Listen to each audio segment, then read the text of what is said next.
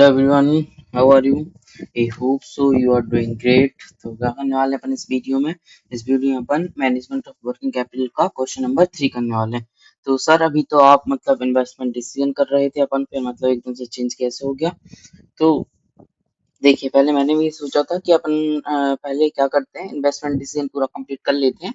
फिर जो अपने मैनेजमेंट ऑफ वर्किंग कैपिटल कुछ तीन चार क्वेश्चंस बचे थे, वो अपन बाद में करवा देंगे इन्वेस्टमेंट डिसीजन के बाद में। लेकिन क्या हुआ कि बीच में एक बच्चे का यहाँ पे, देखिए आप लोग देख लीजिए, बीच में एक बच्चे का कमेंट आया यहाँ पे, देखिए यहाँ पे देखिए अमन चौधरी करके, जिसका कमेंट आया था कि illustration 14 practice question 2 3 new module working capital please solve this question. तो मैंने सोचा कि अभी जैसे इस बच्चे को जरूरत है, इसने कमेंट करा कि पहले करा दीजिए, तो मैंने कहा एक काम करते हैं, ठीक, ये वाले क्वेश्चन अपन पहले करा देते हैं, फिर अपना जो इन्वेस्टमेंट डिसीजन है उसका फ्लो चलता जा रहा है, उसकी वजह से 7-8 क्वेश्चन बचे हैं, तो अपन वो एक फ्लो में करा देंगे। ठीक है, पहले अपन इसकी रिक्वायरमेंट के हिसाब से 3 क्वेश्चन करा देते हैं। मैंने 2 क्वेश्चन तो ऑलरेडी करा दिए, इलस्ट्रेशन 14 और क्वेश्चन 2। इस वाली वीडियो अपन क्वेश्चन 3 भी कंप्लीट कर लेंगे। ठीक है, तो आइए अपन स्टार्ट करें क्वेश्चन नंबर 3 अपना। देखिए, जो एक्चुअली क्वेश्चन नंबर 3 है वो 2 चैप्टर का मिक्स क्वेश्चन है। पहला चैप्टर है अपना जो रेशियो एनालिसिस उसका, और वर्किंग कैपिटल का, दोनों का मिक्स क्वेश्चन है। अगर आपने रेशियो एनालिसिस थोड़ा बहुत ही पढ़ा होगा तो आपको यहाँ पे समझ में आ जाएगा, और अगर जैसे नहीं पढ़ा है तो मैं इस वाले चैप्टर को कंप्लीट करने के बाद, इन्वेस्टमेंट डिसीजन को कंप्लीट करने के बाद रेशियो एनालिसिस भी करा दूंगा, तो वहां आप देख लेना, आपको बिल्कुल अच्छी समझ में आ जाएगा। ठीक है, आइए स्टार्ट करते हैं अपना क्वेश्चन नंबर 3। देखिए, The following figures and ratios are related to a company। ठीक है ना, किससे रिलेटेड है? कंपनी से रिलेटेड है। तो सेल्स दे के रखी है अपन को, sales for the year all credit 90 lakh rupees, और अपन को ग्रॉस प्रॉफिट रेशियो दे के रखा है 35%। Fix asset turnover based on the cost of goods sold 1.5 दे के रखा है। देखिए, जो फिक्स असेट टर्नओवर रेशियो का फॉर्मूला है वो मतलब नॉर्मली सेल्स से बेस्ड रहता है, लेकिन उन्होंने यहाँ पे बोल दिया है कि based on cost of goods sold, तो अपन को कॉस्ट ऑफ गुड्स सोल्ड पे ही अपन लेके इसको चलेंगे। और स्टॉक टर्नओवर 6 दे के रखा है, उन्होंने बोला based on the cost of goods sold, और स्टॉक टर्नओवर का तो अपन को यूजुअली सीओजीएस पे ही निकालना पड़ता है। आगे लिक्विड रेशियो देके रखा है, लिक्विड रेशियो मतलब क्विक रेशियो 1.5:1 देके रखा है। करंट रेशियो 2.5:1 देके रखा है। रिसीवेबल डेटर कलेक्शन पीरियड अपन को 1 मंथ देके रखा है। Reserve and surplus to share capital 1:1.5 देके रखा है। कैपिटल गियरिंग रेशियो 0.7875 देके रखा है। और फिक्स एसेट टू नेटवर्थ अपन को देके रखा है 1.3:1। ठीक है, आगे क्या बोल रहे हैं, you are required to prepare, क्या क्या बनाना है अपन को, balance sheet of the company on the basis of the above details, तो अपन को बैलेंस शीट बनाना है। और दूसरे में क्या मांग रहा है कि the statement showing working capital requirement if the company want to make a provision for contingency at the 15% of net working capital, कह रहा है कि अपन को वर्किंग कैपिटल रिक्वायरमेंट बतानी है, और अगर जैसे अपन 15% का प्रोविजन बना के चले तो नेट वर्किंग कैपिटल यहाँ पे क्या रहने वाली है। ठीक है, तो एक बात आपको बता दें यहाँ पे कि अपन को जो बैलेंस शीट है वो कंपनी की प्रिपेयर करनी है, ना कि फर्म की। तो अपनी यहाँ पे बैलेंस शीट टी फॉर्मेट में नहीं बनेगी, ये अपनी शेड्यूल के फॉर्मेट में बनेगी, जो कि आपने अकाउंट या फिर एडवांस अकाउंट में पढ़ा होगा। ठीक है, तो आइए अपन स्टार्ट करें क्वेश्चन। तो आइए अपन यहाँ पे क्या, सबसे पहले अपन यहाँ पे अपना बैलेंस शीट बनाते हैं, जो कि टी फॉर्मेट में नहीं, अपने क्या शेड्यूल फॉर्मेट में यहाँ पे बनेगी, शेड्यूल 3 के हिसाब से। देखिए, तो बैलेंस शीट ऑफ कंपनी, एक साइड आ जाएगा पर्टिकुलर और एक साइड अमाउंट आ जाएगा at the end of the 31 मार्च 2021। ठीक है, तो एक काम करते हैं, पहले अपन एक मतलब एक नॉर्मल सा फॉर्मेट लिख लेते हैं कि क्या क्या आता है, फिर बाद में अपन इंफॉर्मेशन के हिसाब से उसको एडजस्ट करते जाएंगे। ठीक है, तो देखिए सबसे पहले क्या आता है यहाँ पे, सबसे पहले आता है अपने इक्विटी एंड लायबिलिटी। सबसे पहले आ जाएगा यहाँ पे अपना इक्विटी एंड लायबिलिटी। तो इक्विटी एंड लायबिलिटी में क्या आता है, इक्विटी एंड लायबिलिटी में आता है अपना शेयर होल्डर फंड। तो ए नंबर पे आ जाएगा अपना शेयर होल्डर फंड। और शेयर होल्डर फंड में क्या क्या आता है, अपना शेयर होल्डर फंड में सबसे पहले आता है अपना शेयर कैपिटल, और शेयर कैपिटल में आता है अपना मतलब शेयर कैपिटल में साइड मतलब इक्विटी शेयर कैपिटल भी आ जाती है, प्रेफरेंस शेयर कैपिटल भी आ जाती है, ठीक है ना। तो क्वेश्चन में अपन को कहीं पे भी प्रेफरेंस शेयर कैपिटल की बात नहीं करके रखी है, तो अपन यहाँ पे सिर्फ शेयर कैपिटल लिखेंगे जिसे अपनी इक्विटी शेयर कैपिटल मानी जाएगी। और बी नंबर पे क्या है, रिजर्व एंड सरप्लस, ठीक है। फिर क्या आता है, नॉन करंट लायबिलिटी, बी में आ जाएगी अपनी non current liability. Non current liability में क्या क्या आता है अपना, long term borrowing, long term borrowing. तो आपने तो ये फॉर्मेट बनाया होगा, तो आपको मतलब एकदम रटा होगा एकदम से, ठीक है। मैं मतलब सोच के चल रहा हूँ ऐसा कि आपको आता होगा ये, बाकी नहीं भी आता है तो कोई दिक्कत वाली बात नहीं, ये भी आसानी से हो जाता है। फिर आता है अपना करंट लायबिलिटी। तो करंट लायबिलिटी में अपनी अगर कुछ बोला होगा तो अपन उसके हिसाब से एडजस्ट कर देंगे करंट लायबिलिटी में। फिर क्या आता है यहाँ पे, फिर अपन लेके चलते हैं यहाँ पे, ये अपना असेट आ जाएगा, ठीक है। असेट में पहले नंबर पे क्या आएगा, अपना नॉन करंट असेट,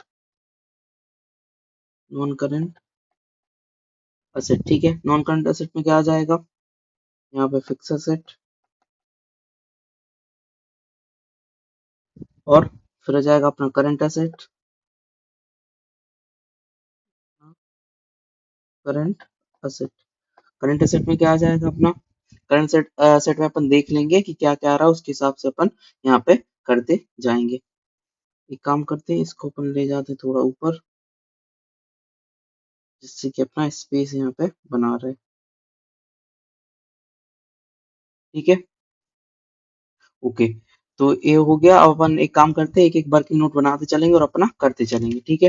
देखिए सबसे पहले अपन को क्या दे के रखा है, सेल्स दे के रखा है, जीपी रेशियो दे के रखा है, और फिर फॉर्मूले पे ध्यान देना, कौन सा फॉर्मूला दे के रखा है, फिक्स असेट टर्नओवर। ये नंबर को निकालना किसकी बेस पे है, based on the cost of goods sold. अगर कुछ नहीं बोलता तो सेल्स के बेसिस पे निकालते, लेकिन उन्होंने बोला है कॉस्ट ऑफ गुड्स सोल्ड के बेस पे निकालने, तो सबसे पहले उसके लिए अपन को कॉस्ट ऑफ गुड्स सोल्ड निकालनी पड़ेगी, ठीक है। तो आइए सबसे पहले अपन निकालते हैं कॉस्ट ऑफ गुड्स सोल्ड। तो यहाँ पे अपन देते हैं वर्किंग नोट्स, वर्किंग नोट्स। सबसे पहले अपन एक काम करते हैं, यहाँ पे अपन कैलकुलेट कर लेते हैं अपना सेल्स, सॉरी सीओ जीएस, ठीक है। तो ये बन जाता है अपना पहला। तो सेल्स कितनी दे के रखी है अपनी, सेल्स यहाँ पे दे के रखी है 90 लाख रुपए, और 35% से अपना जीबी रेशियो हो गया, ठीक है। तो यहाँ पे आ जाएगा अपना सीओ जीएस, कैसे आएगा, सेल्स माइनस जीपी, मतलब ग्रॉस प्रॉफिट। तो सेल्स अपनी दे के रखी 90 लाख रुपए, माइनस 30%, तो 90 लाख का 30% हो जाएगा, इंटू 30%, तो हो जाएगा अपना 90 लाख। 90 लाख का 30% करिए, 90 लाख इंटू 35%, सॉरी 30% नहीं 35%, तो हो जाएगा अपना 31,50,000, ठीक है। तो माइनस करिए, इसमें से कितना आ रहा है, 90 लाख माइनस 31,50,000, तो यार अपना 58,50,000 रुपए, ठीक है। 58,50,000 रुपए सीओजीएस आ गया। अब दूसरा अपन किसका वर्किंग नोट बनाएंगे, फिक्स असेट टर्नओवर का, ठीक है, जो कि 1.5 दे के रखा है। तो फिक्स असेट टर्नओवर, ठीक है। तो क्या होता है फॉर्मूला, इसका फॉर्मूला होता है सेल्स अपॉन फिक्स असेट, लेकिन अपन को सीओजीएस निकालना है, सीओजीएस के हिसाब से निकालना है, तो अपन सीओजीएस को यहाँ पे सेल्स की जगह पे लेंगे, सीओजीएस अपॉन फिक्स्ड असेट। ये देख रखा था अपन को 1.5, और सीओजीएस अभी अपन ने निकाला 58,50,000 रुपए, डिवाइड बाय फिक्स असेट, ठीक है। तो फिक्स असेट जाएगा ऊपर, और 1.5 हो जाएगा नीचे, 58,50,000 रुपए डिवाइड बाय 1.5, तो यहाँ से निकल आएगा अपना फिक्स असेट, निकालिए 58,50,000 डिवाइड बाय 1.5, तो ये आ गया अपना 39 लाख रुपए, ठीक है। ठीक है, तो एक इन्फॉर्मेशन तो अपन को मिल गई, तो अपन क्या करेंगे, बैलेंस शीट में यहाँ पे फिल कर लेंगे। तो कितनी आ गई है, फिक्स एसेट आ गई अपनी 39 लाख रुपए। ठीक है, इतना हो गया। अब अपन चलेंगे दूसरे दूसरे रिक्वायरमेंट की तरफ, मतलब जो भी दे के रखा होगा। तो स्टॉक टर्नओवर दे के रखा है, वो अपन कॉस्ट ऑफ गुड्स सोल्ड के बेस पे निकालना है, वो जो कि अपन को दे के रखा है यहाँ पे 6। ठीक है, तो स्टॉक टर्न ओवर, तो स्टॉक टर्न ओवर का फॉर्मूला क्या होता है, COGS अपॉन एवरेज स्टॉक। ठीक है, तो ये अपन को कितना दे के रखा था, ये अपन को दे के रखा था यहाँ पे 6।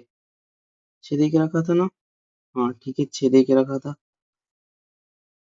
6। ठीक है, COGS अपन ने अभी निकाला 58,50,000 रुपए। ठीक है, देखिए आपको एक बात और बता दें कि क्या होता है यहाँ पे, एवरेज स्टॉक का यहाँ पे मतलब फॉर्मूला होता है, अगर जैसे इन्फॉर्मेशन प्रोवाइडेड रहती है, लेकिन अपन को यहाँ पे क्या इन्होंने इन्फॉर्मेशन प्रोवाइड नहीं करके रखी। तो जिन भी क्वेश्चन में इन्फॉर्मेशन प्रोवाइड नहीं करके रखते हैं ओपनिंग स्टॉक और क्लोजिंग स्टॉक की, तो अपन यहाँ पे क्या मानते हैं, इसको क्लोजिंग स्टॉक ही मानते हैं। तो यहाँ पे जाएगा स्टॉक या फिर क्लोजिंग स्टॉक। एक और कोई इन्फॉर्मेशन देखे नहीं रखी, तो क्लोजिंग स्टॉक आ जाएगा ऊपर 58,50,000 सेम, और 6 आ जाएगा नीचे। तो क्लोजिंग स्टॉक कितना आ जाएगा अपना, क्लोजिंग स्टॉक 58,50,000 डिवाइड बाय 6, तो ये आ गया अपना 9,75,000 रुपये। 9,75,000 रुपये। ठीक है, तो देखिए अब अपना जो स्टॉक है, क्लोजिंग स्टॉक किस में आएगा, वो करंट एसेट में आएगा। तो एक अपन को इन्फॉर्मेशन मिल गई, तो अपन यहाँ पे क्लोजिंग स्टॉक लिख देंगे। क्लोजिंग स्टॉक कितना, तो अपन करेंट एसेट की डायरेक्ट वैल्यू लिखेंगे जोड़ के, तो अपन अंदर ही लिखते हैं ये वाला। ठीक है, 9,75,000 रुपए। ठीक है, तो अपने 3 वर्किंग नोट कंप्लीट हो गए। अब अगला देखते हैं। ठीक है, अब अगला इन्होंने क्या लिक्विड रेशियो बोला है 1.5:1 और करंट रेशियो बोला है। तो पहले अपन करंट रेशियो निकालेंगे, और मैं उसका रीजन बताऊंगा कि क्यों निकालें करंट रेशियो पहले। ठीक है, करंट रेशियो कितना 2.5:1 दे के रखा है। तो करंट रेशियो, करंट रेशियो क्या होता है, करंट एसेट अपन करंट लायबिलिटी। तो करंट रेशियो कितना दे के रखा अपन को 2.5:1। तो हो जाएगा 2.5 डिवाइड बाय 1, और current asset on current liability. तो 2.5 इंटू इस साइड यहाँ पे जाएगा, तो करंट लायबिलिटी इंटू में आ जाएगी, और करंट एसेट इंटू 1। ठीक है, 1 इंटू करंट एसेट हो जाएगा। तो यहाँ से क्या हो जाएगा अपना, कि अपनी करंट एसेट की वैल्यू निकल आएगी। करंट एसेट की वैल्यू कितनी निकल आएगी 2.5 करंट लायबिलिटी। ठीक है, और अपन यहाँ पे क्या लगाएंगे, अब अपन लगाएंगे यहाँ पे क्विक क्विक रेशियो। ठीक है ना, जिसको अपन लिक्विड रेशियो भी बोल देते हैं। लिक्विड रेशियो कितना दे के रखा है 1.5:1। तो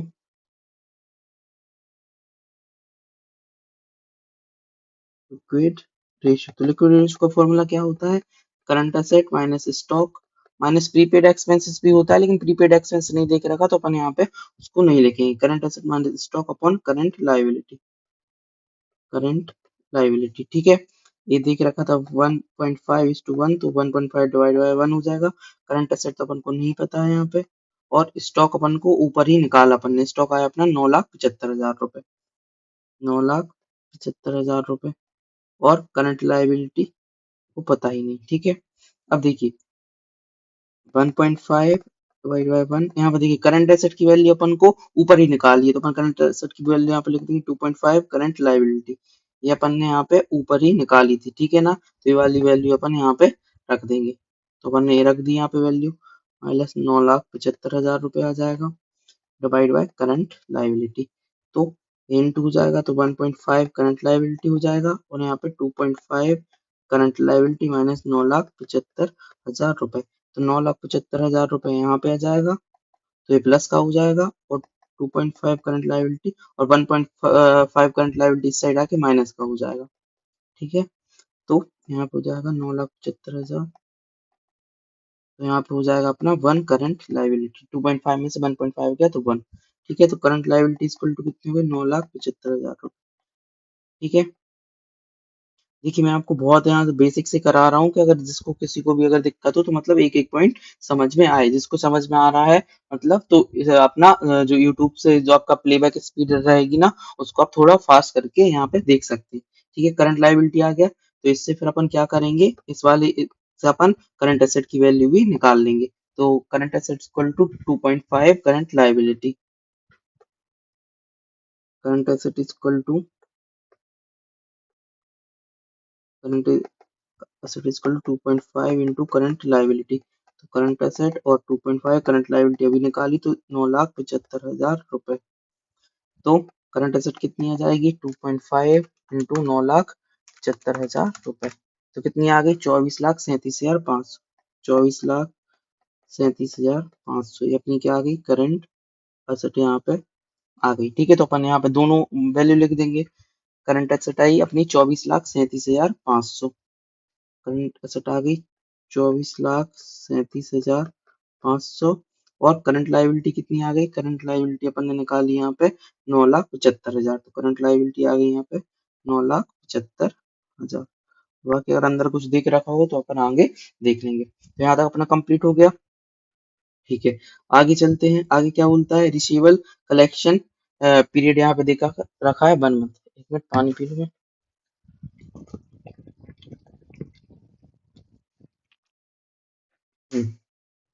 ठीक है, तो अपन को डेटर कलेक्शन पीरियड यहाँ पे देके रखा है 1 मंथ। तो आगे चलते हैं, वर्किंग नोट अपन इस साइड बना लेते हैं। ठीक है, तो रिसीवेबल या फिर बोल सकते हैं कि डेटा टर्नओवर रेशियो, रिसीवेबल या फिर डेटर कलेक्शन पीरियड। तो इसका फॉर्मूला क्या रहता है, इसका फॉर्मूला रहता है कि देखिए अगर जैसे डेज में दे के रखा है तो 365 करते हैं, मंथ में दे के रखा है तो 12 मंथ करते हैं, और अगर वीक्स में दे के रखा है तो 52 वीक्स यहाँ पे अपन करते हैं।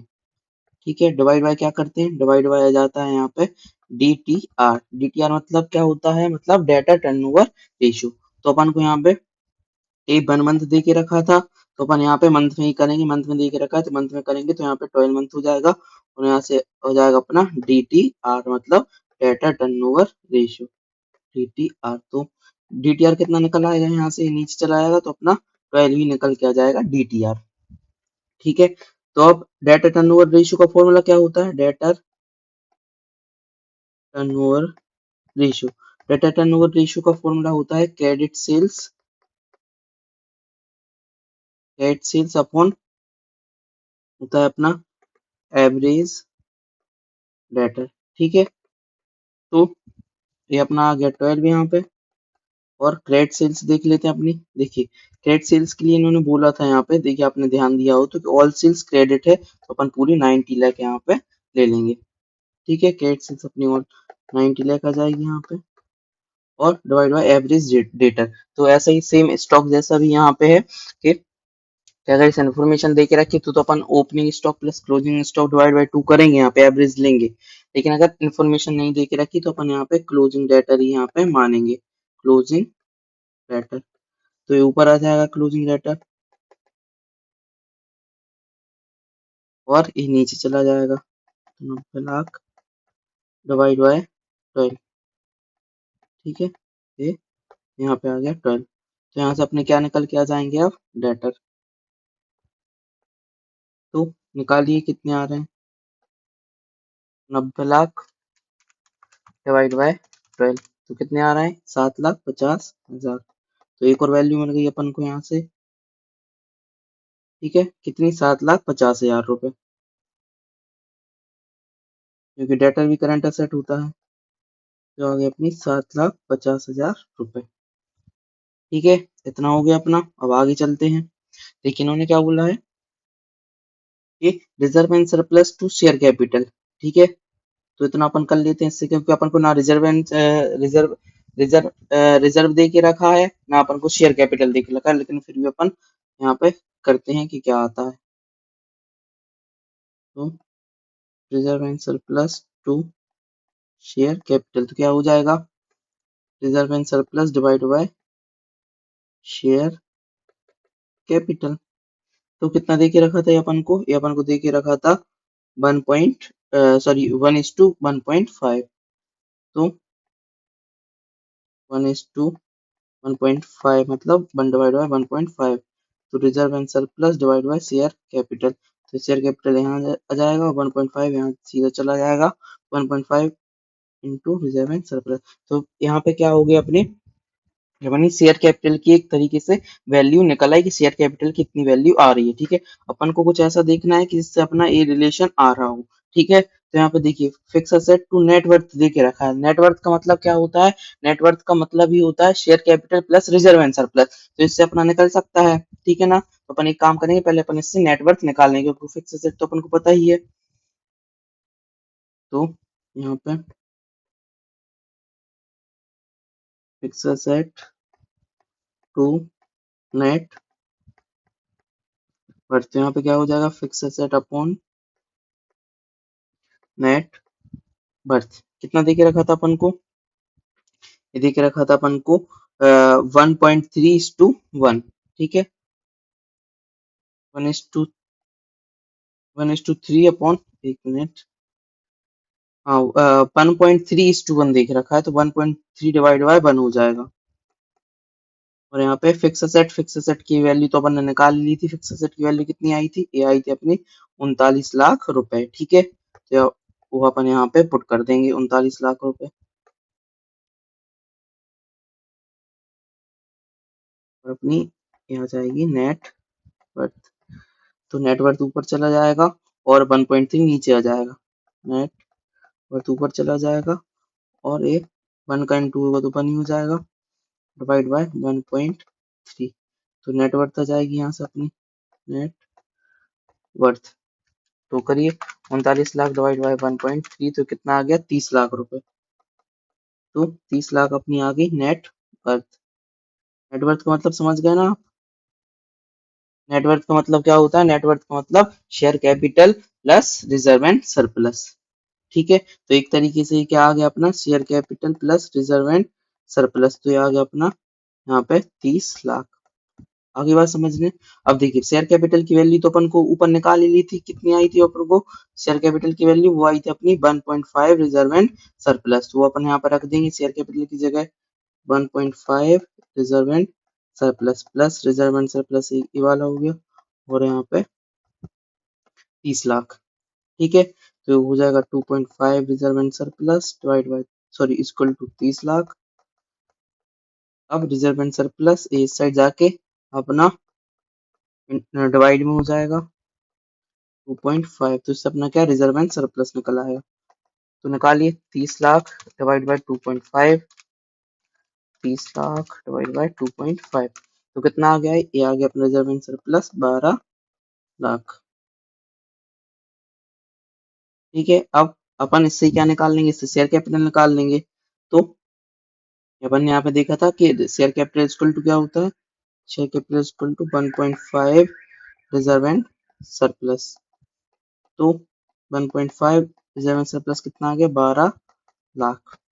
तो शेयर कैपिटल, तो 1.5 इंटू 12 लाख, तो कितना आ गया है, 18 लाख। यहाँ पे आ गया अपनी शेयर कैपिटल। ठीक है, एक मिनट,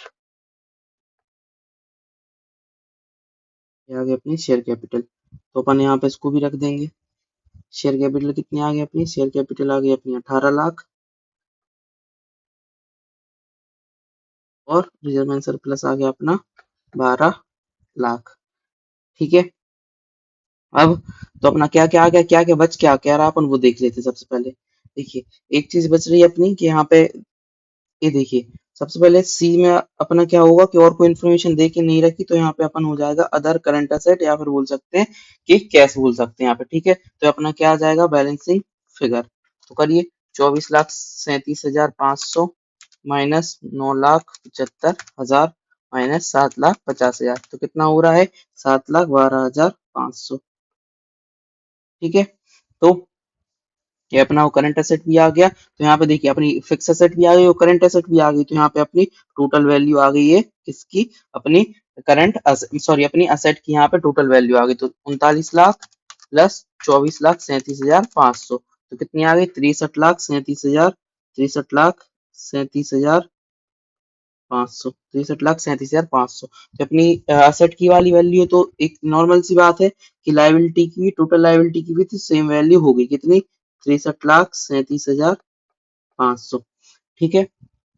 अब देखिए अपन को सिर्फ एक चीज रह गई कि लॉन्ग टर्म बोरोइंग। तो देखिए अगर आप टोटल में से अगर आप क्या करेंगे, करंट लायबिलिटी माइनस कर देंगे, शेयर कैपिटल और रिजर्व एंड सरप्लस माइनस कर देंगे, तो अपनी यहाँ पे इसकी वैल्यू आ जाएगी। ठीक है। करीब कितना आ रहा है, 63,37,500 माइनस 18 लाख माइनस 12 लाख और माइनस 9,75,000। तो इसकी वैल्यू आ रही 23,62,500। ठीक है। इसकी वैल्यू आ रही है 23,62,500।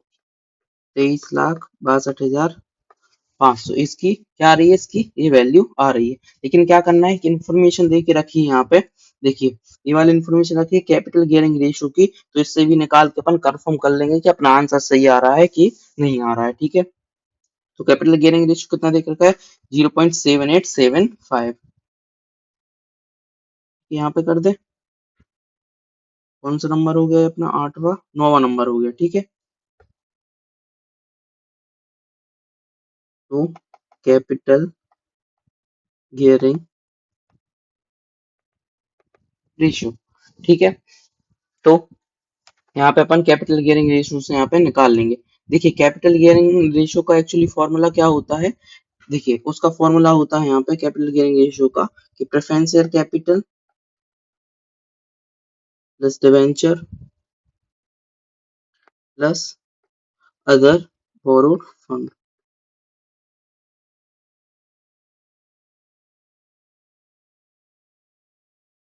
ठीक है। और डिवाइड बाय क्या होता है, डिवाइड बाय होता है अपना equity share capital plus reserve and surplus और माइनस लॉसेस। ठीक है। इसका फॉर्मूला रहता है। लेकिन क्या हुआ है कि यहाँ पे अपन को प्रेफरेंस शेयर कैपिटल के बारे में कुछ नहीं बोला है और ना यहाँ पे अदर बोरोड फंड के बारे में कुछ बोला है, और ठीक है, और लॉसेस के बारे में भी नहीं बोला है कुछ। तो अपन क्या करेंगे, इसका अपन यहाँ पे अफेक्ट नहीं लेंगे। तो कैपिटल गियरिंग रेशियो क्या आ जाएगा अपना, क्या बनेगा यहाँ पे, डेटर सॉरी डेटर डिबेंचर तो मतलब लॉन्ग टर्म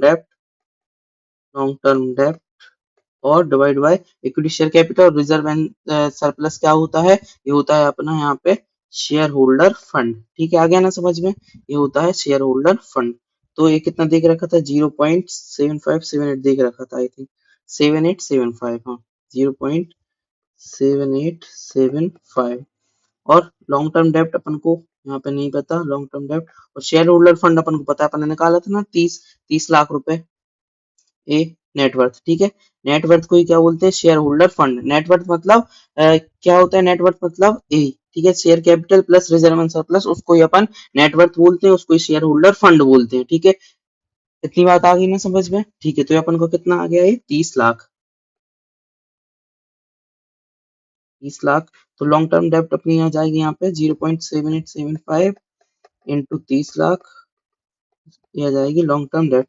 लॉन्ग टर्म डेप्ट कितनी आ जाएगी, 0.7875 इंटू 30 लाख। तो कितना आ रहा है, 23,62,500। ठीक है। मिला ही अब लॉन्ग टर्म डेप्ट इतनी ही आ रहा है कि जितना अपन ने वहां पे बैलेंस वगैरह आ रहा था। तो 23,62,500, देखिए वही आ रहा है 23,62,500। ठीक है। तो यहाँ पे एक रिक्वायरमेंट अपन ने पूरी कर ली है बैलेंस शीट की, कि अपन को कैसे बैलेंस शीट बननी थी। मैंने आपको बताया था ना कि अपन को एक एक स्टेप चलते जाना है और अपनी इन्फॉर्मेशन यहाँ पे फुलफिल होती जाएंगी। लेकिन अपन को यहाँ पे एक ही शर्त है कि आपको सारे फॉर्मूले अच्छे से आने चाहिए। अरे आपको फॉर्मूले की अंडरस्टैंडिंग नहीं है तो आपसे रेशियो एनालिसिस नहीं बनने वाला। तो मैं तो यही बोलूंगा कि आप तो अगर जैसे अंडरस्टैंडिंग हो रही है तो ठीक है, और अगर नहीं हो रही है तो एग्जाम के पर्पज से प्लीज आप उन फॉर्मूले को बिल्कुल से रट लेना। वैसे आसान है, आप आराम से समझ पाओगे उनको। अगर कुछ भी नहीं हो रहा है तो उसको बिल्कुल आप एज इट इज रट लीजिए। ठीक है। तो अपन ने यहाँ पे क्या करा, अपन ने यहाँ पे पहली रिक्वायरमेंट पूरी कर ली, अपन ने यहाँ पे बैलेंस शीट बना दी। अब ठीक है, अपन दूसरी रिक्वायरमेंट करेंगे। दूसरी रिक्वायरमेंट अपन को यहाँ पे क्या करना था, वर्किंग कैपिटल निकालनी थी, तो वो अपन निकालते हैं। तो आइए अपन बनाते हैं अपना वर्किंग कैपिटल स्टेटमेंट। ठीक है, देखिए ये है अपना वर्किंग कैपिटल रिक्वायरमेंट अपन को करनी थी, 50% की कंटीजेंसी रखनी थी। ठीक है, तो अपन ने यहाँ पे क्या कर लिया कि अपन ने यहाँ पे अपन ने बैलेंस शीट बना लिया। अब अपना वर्किंग कैपिटल स्टेटमेंट बहुत ही आसान हो गया। अपन को क्या करना पड़ता है, सब current asset minus current liability. तो अपन ने यहाँ पे करंट एसेट तो यहाँ पे निकाल ही ली थी। ठीक है, तो वही एज इट इज लिख देंगे। तो सबसे पहले ये करंट एसेट। ठीक है, करंट एसेट में क्या क्या आ गया अपना, करंट एसेट में आ गया अपना स्टॉक, डेटर और अदर करंट एसेट, मतलब कैश बोल सकते हैं उसके लिए। तो स्टॉक, डेटर और यहाँ पे अदर करंट एसेट, या फिर इसको कैश भी बोल सकते हैं। ठीक है, तो ये कितने कितने आ गए अपने, ये अपने 9,75,000 रुपए, और ये 7,50,000 रुपए, और ये 7,12,500 रुपए। ठीक है, तो यहाँ पे हो जाएगा अपना टोटल करंट एसेट। तो कितना हो गया टोटल करंट एसेट, 9,75,000 रुपए प्लस 7,50,000 रुपए प्लस 7,12,500 रुपए। तो कितना आ गया, 24,37,000, 24,37,500। अब यहाँ पे अपन क्या निकालेंगे, करंट लायबिलिटी, करंट लायबिलिटी। तो करंट लायबिलिटी तो अपन को यहाँ पे एक ही देके रखी थी, क्या देके रखी थी, डायरेक्ट 9,75,000 यहाँ पे करंट लायबिलिटी अपनी आ गई थी। तो करंट लायबिलिटी कितनी आ गई, 9,75,000 रुपए। तो ये अपना हो जाएगा यहाँ पे ए। तो टोटल करंट लायबिलिटी कितनी हो जाएगी, टोटल करंट लायबिलिटी भी हो जाएगी, इसको अपन दे देंगे वी। तो हो जाएगी 9,75,000 रुपए अपन। अब आ जाएगी वर्किंग कैपिटल, माइनस करिए, तो हो जाएगा अपना ए माइनस बी। तो 24,37,500 माइनस 9,75,000 रुपए। एक मिनट, 24,37,500 माइनस 9,75,000 रुपए। तो कितना आ गया अपना, 14,62,500, सॉरी 14,62,500, 14,62,500। और इसमें अपन क्या कर देंगे, कंटीजेंसी ऐड कर देंगे। ठीक है, कितनी, 15% से। तो निकाली 14,62,500 इंटू 15%, तो कितना आएगा, 2,19,375। तो आ जाएगी नेट वर्किंग कैपिटल, इन दोनों को जोड़ देंगे। तो 14,62,500 प्लस 2,19,375, 2,62,500 प्लस 2,19,375। तो अपनी कितनी आ गई, 16,81,875, 16,81,875। ये अपना आ गया यहाँ पे नेटवर्किंग कैपिटल, अपन ने कैलकुलेट कर दी। ठीक है, तो यहाँ पे अपना दो रिक्वायरमेंट पूरी हो गई। सबसे पहले अपन ने क्या करा कि अपन को बैलेंस शीट बनाई थी, अपन ने नॉर्मल सा फॉर्मेट बना लिया, फिर रिक्वायरमेंट के हिसाब से अपन सारे फॉर्मूले यहाँ पे लगाते गए। ठीक है, सारे फॉर्मूले अपन ने यहाँ पे एक एक करके लगा दिए। ठीक है, और तो अपन से यहाँ पे क्या हो गया, फिर अपन ने लेकिन एक बात याद रखना कि जैसे जैसे आंसर मतलब निकलते जाएगी, वो आप यहाँ पे बैलेंस शीट पे पुट करते जाइए। अगर आप ऐसा सोचेंगे मैं बाद में लिख लूंगा सारा सॉल्व करने का, तो सारा काम खराब हो जाएगा, फिर उससे आप कंफ्यूज हो सकते हैं। ठीक है, फिर अपन ने यहाँ पे वर्किंग कैपिटल रिक्वायरमेंट निकाल ली। ठीक है, तो फिर यहाँ पे अपना क्वेश्चन यहाँ पे पूरा हो गया। ये होप सो आपको मतलब क्वेश्चन को अच्छे से समझ में आया होगा। थोड़ा सा मतलब ट्रिकी बोल सकते हैं कि दो चैप्टर का मिला के दे दिया, बाकी टफ नहीं था, आसान ही था। ठीक है, बाकी मैं इसका आपका स्क्रीनशॉट इसको टेलीग्राम चैनल पे पोस्ट कर दूंगा, वहाँ जाके आप नोट कर सकते हैं। ठीक है, तो पढ़ते रहिए, अच्छे से पढ़ाई करिए, पूरी मेहनत करते रहिए। वैसे भी आज क्या हुआ है कि इलेक्शन की डेट आ गई है, तो हो सकता है कि अपने एग्जाम पोस्टपोन हो सकते हैं। तो बहुत अच्छे से मेहनत करते रहिए। और देखिए अल्टीमेटली क्या है, सी में पढ़ना तो पड़ता ही है। ठीक है, बिना पढ़े कुछ भी नहीं हो सकता। तो जब आप मतलब भले आप 2 अटेम्प्ट बाद निकले या 3 अटेम्प्ट बाद, तो आपको मेहनत तो 100% करनी है। इसलिए अपन को क्या करना है, फर्स्ट अटेम्प्ट में ही इतनी मेहनत कर दीजिए, इतनी मेहनत कि आपको बाद में पछतावा ना हो। क्योंकि बाद में मैंने देखा है कि अपन को क्या होता है कि बाद में पढ़ना पड़ता है, रोते रोते पढ़ना पड़ता है, मन नहीं लग रहा फिर भी पढ़ना पड़ता है। इसलिए आप अपना फर्स्ट अटेम्प्ट में ही अपना पूरा 100% दीजिए और अपना एग्जाम क्लियर कर दीजिए, जिससे कि आपका पैकेज भी अच्छा लगेगा और मतलब आप दूसरी चीजें सब अपना एंजॉय कर पाओगे। ठीक है, तो इस बात के साथ ही अपन इस वीडियो को एंड करते हैं और मिलते हैं किसी नेक्स्ट वीडियो में किसी इलस्ट्रेशन और क्वेश्चन के साथ में। अपना ध्यान रखिए।